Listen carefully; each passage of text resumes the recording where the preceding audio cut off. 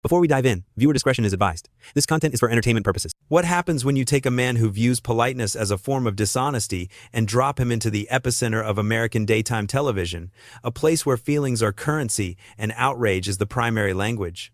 What happens when you try to ambush a comedian who has spent 2 decades turning awkward silences into weapons of mass destruction?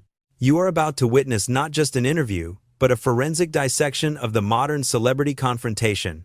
This is the story of how Ricky Gervais walked into the lion's den of times, the View asterisk, locked the door from the inside, and proceeded to explain to the lions exactly why their teeth were fake. In the pantheon of Hollywood disruptors, Gervais stands alone.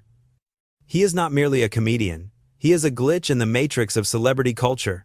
While others walk the red carpet desperate for approval, terrified of the wrong camera angle or the misinterpreted quote, Gervais walks it holding a pint of beer, treating the industry's most sacred rituals with the disdain of a bored schoolboy.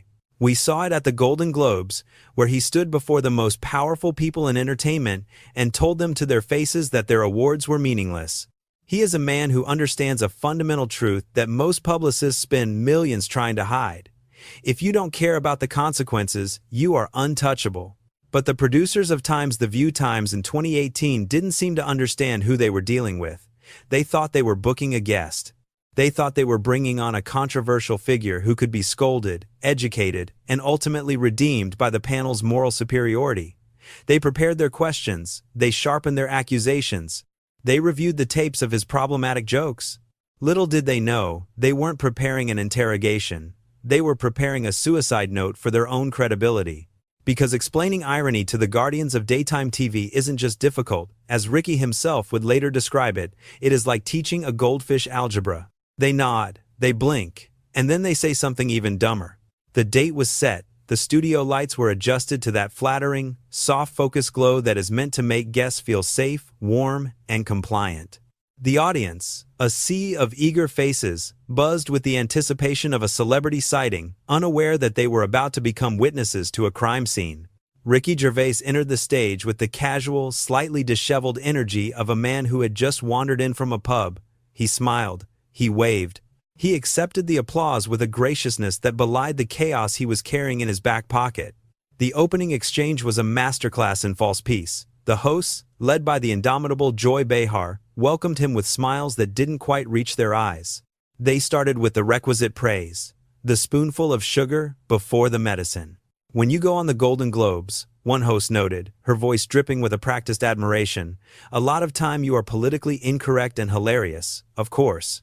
It was a trap, and Ricky saw it instantly. The phrase politically incorrect wasn't a compliment, it was a categorization. It was a box they were trying to put him in. A lesser guest would have demurred, perhaps offered a humble, "I try my best." But Ricky simply nodded, his eyes gleaming with amusement. "So, thank you," he said, cutting through the preamble. "So, this is..."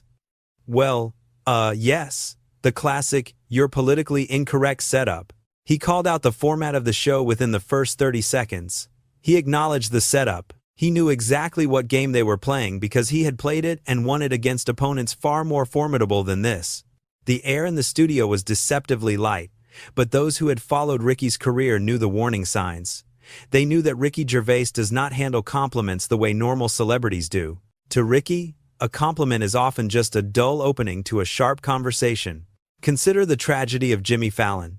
The king of nice, the man who laughs at everything, once tried this same strategy. He sat Ricky down on The Tonight Show Times and tried to kill him with kindness. "Oh, thank you. By the way, I look great," Ricky had said, preempting the compliment. "Yeah, is that sarcasm?" Jimmy asked, innocent and unprepared. When Jimmy tried to genuinely compliment him, "Oh, you look great," Ricky didn't say thank you. He treated the compliment like a personal insult. He dismantled the very premise of his own appearance. "Even though, look at me." "Of course I don't look great," Ricky had fired back, leaning into the discomfort. "Look, I'm worse than last time. Last time we talked about getting old and losing my hair and distended testicles." The audience on The Tonight Show Times had gasped, then roared. Jimmy Fallon, the host who thrives on positive vibes, was suddenly forced to discuss distended testicles on national television. But Ricky wasn't done. When Jimmy tried to offer him an out, suggesting his weight gain was just big bones, Ricky annihilated the excuse with a brutal, visceral image. Yeah, big bones covered in meat and gravy. That's what gets people fat. He refused the comfort, he refused the polite fiction. And that was the man sitting on the stage of Time's The View *. Joy Behar and her co-hosts were trying to execute a classic setup, unaware that their guest was a man who describes his own body as meat and gravy, just to ruin a host's flow. He was unusually quiet, waiting, watching the trap being assembled in real time. Then the shift happened. It was subtle at first, a slight change in the studio's atmospheric pressure. The pleasantries about the Golden Globes evaporated, replaced by the cold, hard steel of the agenda.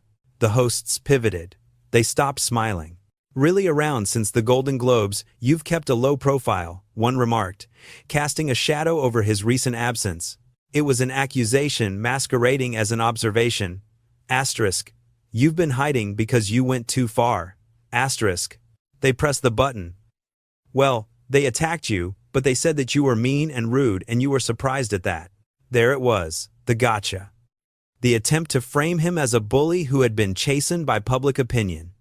They wanted him to admit hurt, to admit regret, but Ricky just looked at them, his expression unreadable.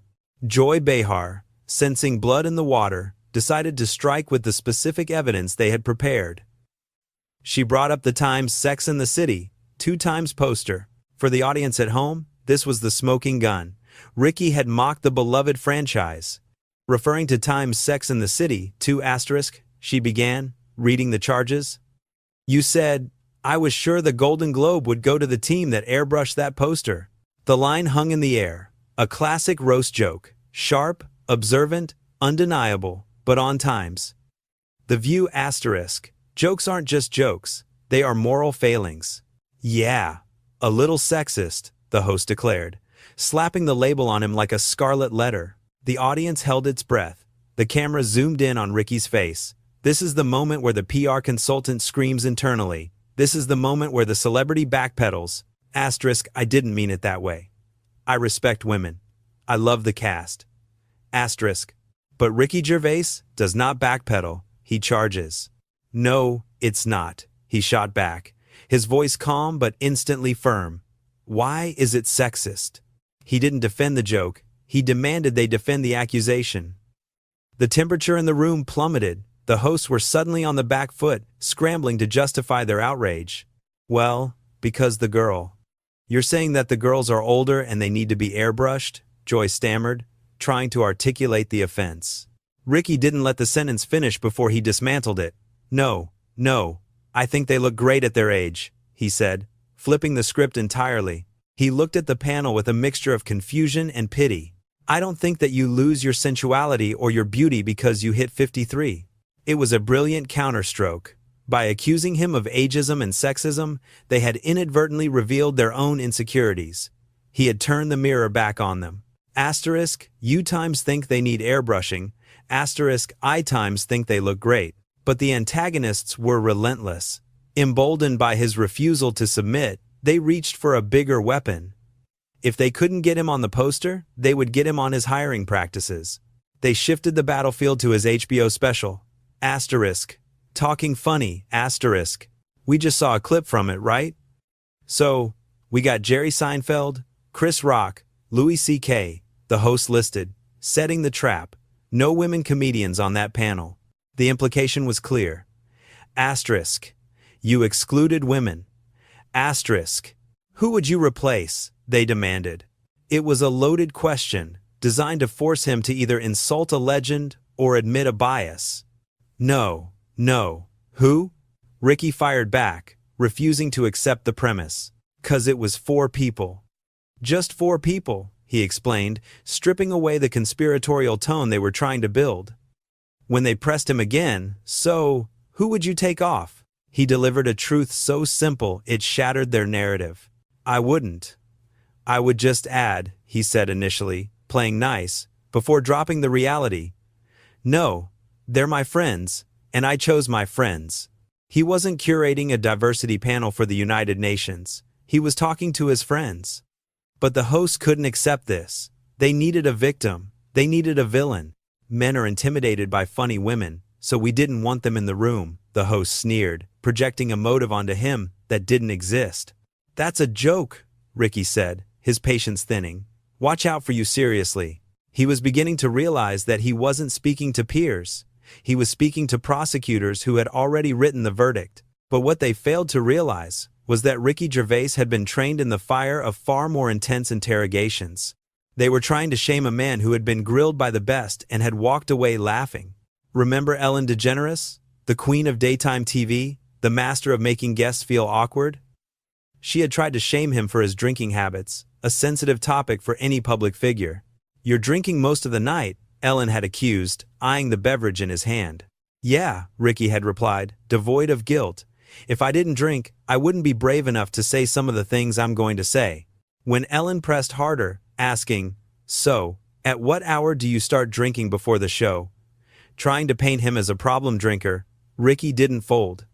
He didn't apologize. "So, I probably have a little one," he admitted with a shrug, turning the shame into a punchline. He had an answer for everything, and he was not ashamed.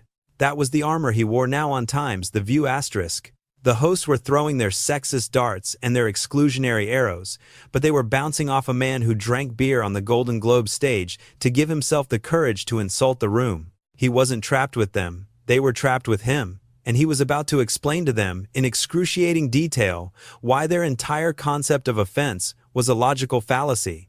The calm setup was over. The trigger had been pulled. Now, the war would escalate. The studio air, previously merely tense, now crackled with the volatile electricity of a thunderstorm refusing to break. The hosts of Times, The View Times, had fired their best shots, accusations of sexism, exclusion, and mean-spiritedness, and watched in horror as Ricky Gervais simply caught the bullets in his teeth and spit them back out. But the antagonists were not ready to surrender. They regrouped, desperate to regain the moral high ground. If they couldn't pin him on specific facts, they would pin him on feelings. They would drag him into the murky waters of emotional validation, a place where logic usually goes to drown. "Men are intimidated by funny women," one host declared, her voice laced with the certainty of a dogma that had never been challenged in her own echo chamber. "So, we didn't want them in the room." It was a bait so obvious it was almost insulting. They wanted him to deny it, to become defensive, to say, "Not all men," or "I love funny women." But Ricky didn't offer the expected platitude. He offered a reality check. "That's a joke," he said, his face deadpan. "Watch out for you seriously," he warned, a playful but sharp admonition that they were taking comedy far too literally. The conversation had crossed the Rubicon. It was no longer about a movie poster or an HBO special. It was about the fundamental nature of discourse itself. The hosts were arguing that offense was a metric of truth, that if someone felt bad, then Ricky must have done something wrong. Ricky was about to introduce them to a concept that was alien to the daytime TV ecosystem, objective reality. "Well, that's the thing about offense, isn't it?" Ricky began, his voice taking on the cadence of a professor lecturing a particularly slow class. "When people say they're offended, it's that just 'cause you're offended, it doesn't mean you're right." The audience shifted in their seats. This was heresy. In the modern media landscape, the offended party is always the protagonist, always the victim, always right. Ricky was flipping the board. "You know, offense is about feelings, and feelings are personal," he continued, dismantling their entire worldview sentence by sentence. "Some people are offended by equality. So what?" The rhetorical question hung in the air like a guillotine blade. Asterisk, so what? Asterisk. It was the ultimate dismissal of their power. By tying offense to equality, he had trapped them. If they argued that offense was always valid, they had to validate the feelings of bigots. If they argued it wasn't, they had to admit Ricky might be right. They were cornered. And when interviewers are cornered by Ricky Gervais, the result is never a graceful exit. It is usually a descent into absolute chaos. Those who have studied the tapes of Gervais's career recognize this phase of the battle. It is the chaos principle. When a host tries to constrain him with rigid rules or moral posturing, Ricky doesn't just break the rules, he breaks the show. We saw this anarchy in its purest form when he sat down with Russell Brand. The poor interviewer assigned to wrangle them didn't stand a chance. It wasn't an interview, it was a hostage situation. I haven't seen a worse interviewer, Ricky had announced gleefully in the middle of that segment, as the host stammered and forgot which camera to look at. It's a shambles, Ricky had laughed, watching the professional structure of the show crumble around him. When that interviewer tried to regain control by pivoting to a serious topic, climate change. Is it something you think seriously about? Ricky didn't pivot with him. He mocked the very attempt at seriousness. I'm not even here tonight. He is. This is live. This is pre-recorded, right? Ricky had taunted, confusing the timeline, confusing the host, and confusing the audience. He proved that if you don't respect the authority of the chair, the person sitting in it becomes irrelevant. This was the danger facing the women of Times, the View asterisk. They were losing their authority. They were becoming the chimney sweep. The chimney sweep incident, a legendary moment of dominance over Conan O'Brien, flashed through the minds of comedy historians watching this unfold. Conan is a giant, a man who towers over his guests, both physically and intellectually. Yet, when Ricky visited Conan's new studio, he didn't marvel at the set. He dismantled it. Giant moon. Big fake moon behind you, Ricky had observed, reducing the expensive set design to a prop. He mocked the channel placement, complaining about having to scroll through the costume jewelry and eyebrow-plucking channel just to find Conan. But the true power move came when he reduced the host of Times, the Tonight Show Times, to a Victorian servant. I could come out at some point and just bring you all tea, and then you could dismiss me. Run along, Ricky had proposed, flipping the roles. Out you go, you chimney sweep, he had commanded, employing a mock English accent. And Conan O'Brien, one of the sharpest minds in comedy, had no choice but to play along. Thank you, Dick Man, Conan had laughed, accepting his defeat. If Conan O'Brien could be reduced to a chimney sweep, what hope did Joy Behar have? Back on Times, the View asterisk? The escalation was reaching its peak. The hosts were flailing, trying to interrupt, trying to impose their feelings on his facts, but Ricky was systematically cutting off their oxygen. You can't second-guess people, he lectured, his voice gaining the weight of finality. If you try and please everyone, you'll please no one. The hosts exchanged uncomfortable glances. They were used to guests who, desperate to please Times everyone asterisk. They were used to the apology. They were not used to a man who viewed their disapproval as a confirmation of his success. Sorry, that's not how it works, Ricky said, and the apology was purely sarcastic. The point of no return had been crossed. The polite veneer was gone. The audience, initially unsure of whose side to take, was beginning to sense that they were watching a blood sport. The witnesses, the camera crew, the producers in the booth could feel the shift. The producers were likely frantically signaling for a commercial break, for a change of topic, for anything to stop the bleeding. But it was too late. Ricky had the floor. The explosion didn't come with a shout.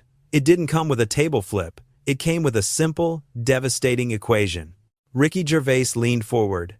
His body language shifted from the relaxed posture of the guest to the commanding presence of the orator. He looked directly at the hosts, who were still trying to process his dismissal of their feelings. If offense equals correctness, Ricky boomed, his voice cutting through the studio's murmurs, then guess what? He paused, a master of timing. He let them wonder. He let them hope that perhaps he was about to concede a point. Every person who's ever lost an argument was actually the winner, he declared. It was a statement of such profound absurdity that it exposed the hollowness of their entire worldview. If being upset makes you right, then logic is dead. If tears are evidence, then truth is irrelevant. That's how participation trophies were invented, he added, twisting the knife. He was systematically dismantling the culture that Times, the View Times, thrived on. He was attacking the very machinery of modern outrage. And he wasn't done. He looked at the panel, smart women, successful women, and he saw something else. He saw a refusal to understand nuance. He saw a willful blindness to context. With comedy as well, I think you got to deal with taboos and contentious issues, he explained, trying one last time to offer them a lifeline to understanding. And sometimes you deal in irony, and some people don't get that, he said, his eyes scanning the faces of the hosts. They stared back, blankly. They didn't get it. They were still processing the sexist comment from 10 minutes ago. They were still trapped in the literal interpretation of his words. And then, Ricky delivered the line that would become the epitaph for the entire interview. A line so cutting, so visually evocative, that it would be shared in memes and clips for years to come. But, you can't legislate against stupidity, he sighed, the resignation in his voice palpable. Otherwise, you'll be doing nothing. If you're saying anything, you should polarize. You should polarize because everyone's different, he insisted. He gestured to the world at large, to the millions of viewers, and then brought it back to the specific frustration of the moment.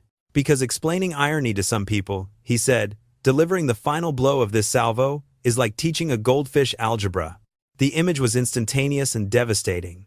The hosts, the critics, the outraged mob on Twitter, goldfish, staring blankly at a blackboard full of equations, opening and closing their mouths, unable to comprehend the complexity of the lesson. They nod, they blink, and then they say something even dumber, he concluded. The studio was silent, not the silence of peace, but the silence of a crater after the bomb has gone off. He had called them goldfish to their faces. He had called their outrage stupidity. And he had done it with a smile, while the applause sign flickered uncertainly in the background. The explosion had begun. But Ricky Gervais wasn't finished. He had dismantled their logic, but he had not yet reclaimed his crown. To do that, he would need to do more than just win the argument. He would need to steal the show, just like he stole the Emmy. The studio was reeling from the goldfish comment, but Ricky Gervais was merely reloading. He had exposed the intellectual bankruptcy of their outrage, but he still needed to address the Times motive asterisk. Why does he do it? Why does he walk into rooms filled with the most fragile egos on the planet and proceed to shatter them? The hosts, desperate to regain footing, hinted that perhaps he should tone it down, perhaps he should play nice for the industry. It was a suggestion that revealed they still didn't understand the man sitting in front of them. They thought he was playing for Times them, asterisk. They thought he was auditioning for their approval. Ricky leaned back, a look of genuine pity crossing his face. It can be a mutual backslapping, fest, fine, he conceded, acknowledging the way Hollywood usually works. But don't televise it. He gestured to the cameras, the red lights blinking like eyes in the darkness. Because I'm not doing it for the 200 egos in the room, he declared, his voice cutting through the pretense of celebrity camaraderie.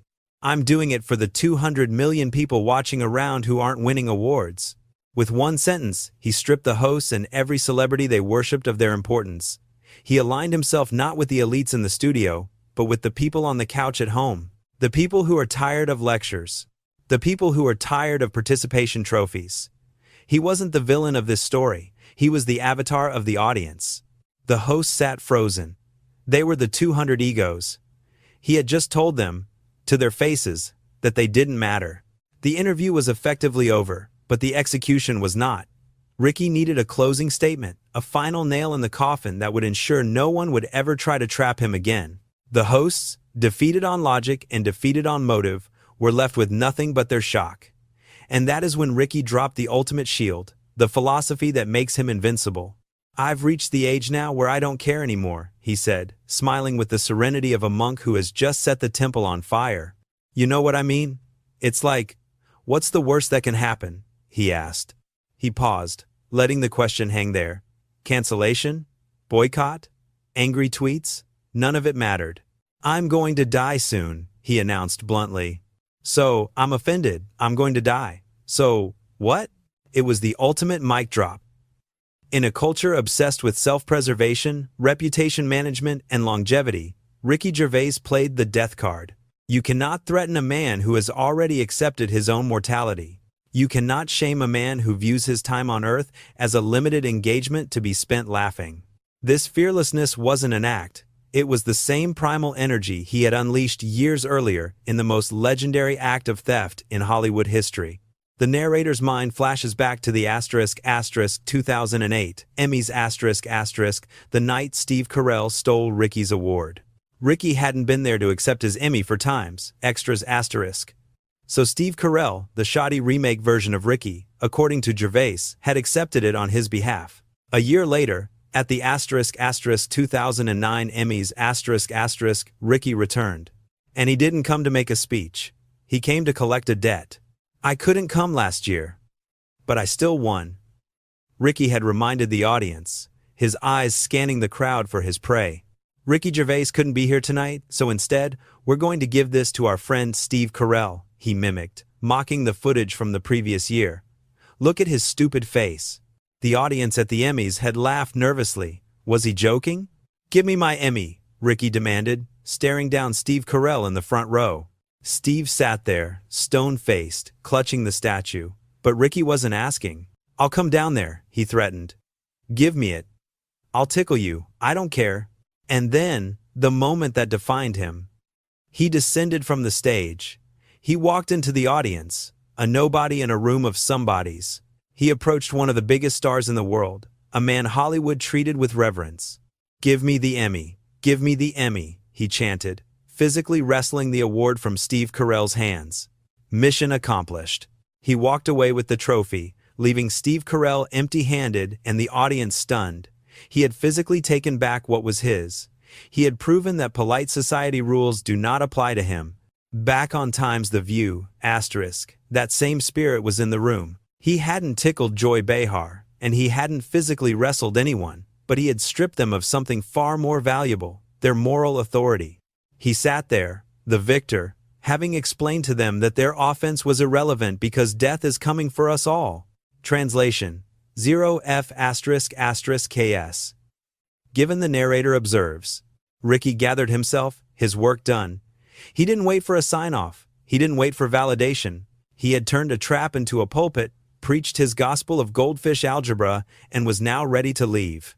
The hosts were left in the wreckage, speechless and humiliated, forced to cut to commercial while the ghost of his laughter still echoed in the studio. What started as a promotional interview for a comedy special became a historical document. It was the day the unstoppable force of British wit collided with the immovable object of American sensitivity, and the object moved. Ricky Gervais didn't just win an argument on Time's The View*. He exposed the fragility of the entire cancel culture mechanism. He proved that the trap only works if the victim is afraid, if the victim laughs, if the victim calls the trap stupid, if the victim reminds the executioner that we're